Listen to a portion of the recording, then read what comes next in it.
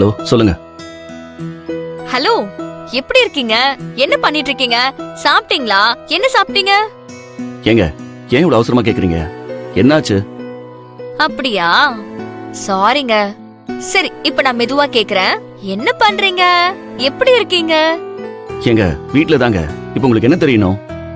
இன்னைக்கு இன்டர்வியூக்கு போனீங்கல்ல, அது ஓகே ஆயிடுச்சுங்களா? எப்ப ஜாயின் பண்ண போறீங்க? என்னாச்சு? ஏன் எதுவும் சொல்ல மாட்டீங்க? என்னாச்சுங்க? ஏன் சோகமா இருக்கீங்க? எனக்கு தெரிஞ்சு கன்ஃபார்மா இந்த இன்டர்வியூல நீங்க பாஸ் ஆயிருவீங்க. இந்த வேலை கிடைச்சிரும்னு நீங்க சொன்னீங்கல்ல, என்ன ஆச்சு? என்னத்த சொல்றது?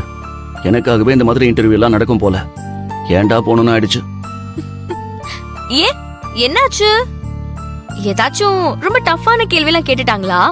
ஏங்க, வேலையில எப்படிப்பட்ட டஃப்பான கேள்வி கேட்டாலும் நான் சொல்லிருப்பேன். ஆனா இதெல்லாம் வேற மாதிரி கேள்வி. அதான் நான் வேணான்னு வந்துட்டேன். சரி, நான் வைக்கிறேன். நாளைக்கு ஒரு முக்கியமான கம்பெனில எனக்கு ஒரு ஜாப் இன்டர்வியூ இருக்கு. அப்படியா? அப்படி என்ன கம்பெனி? எந்த ஏரியால இருக்கு ஆபீஸ்? எத்தனை மணிக்கு நான் வரணும்? அதெல்லாம் இனிமே நான் எதுவும் உங்ககிட்ட சொல்ல மாட்டேன். ஏன்?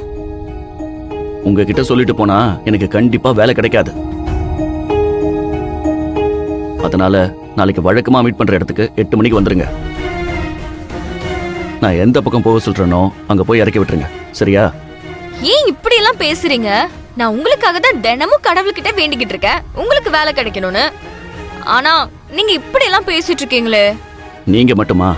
என் அம்மா, என் அண்ணன், தங்கச்சின்னு எல்லாருமே தான் எனக்கு வேலை கிடைக்கணும்னு வேண்டாங்க. ஆனா என்ன பண்றது, கிடைக்க மாட்டேங்குதே. சரிங்க, இப்ப நீங்க நாளைக்கு போற ஆபீஸ பத்தியும் அது எங்க இருக்கணும் எனக்கு எதுவுமே தெரிய வேண்டாம்.